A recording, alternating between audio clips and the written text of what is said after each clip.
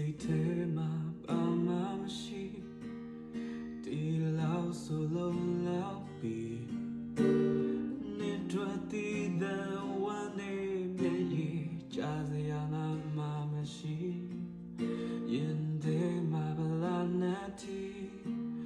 နေမရှိတာပိုကောင်းသည်ငါတမှုတော့မသိတဲ့နေကိုပြောစရာစကားလုံးမရှိယုံကြည်မှုနဲ့စီတချို့ပေါက်ပြဖို့စုံတွေရောက်ဝင်လာတဲ့ဒီဆောက်ခေကြတဲ့လုံးနာတစ်ခုကိုဖြည့်စည်းလိုက်တာလားငါနဲ့ကိုမုန်းသည်ကြေကွေစရာဘာ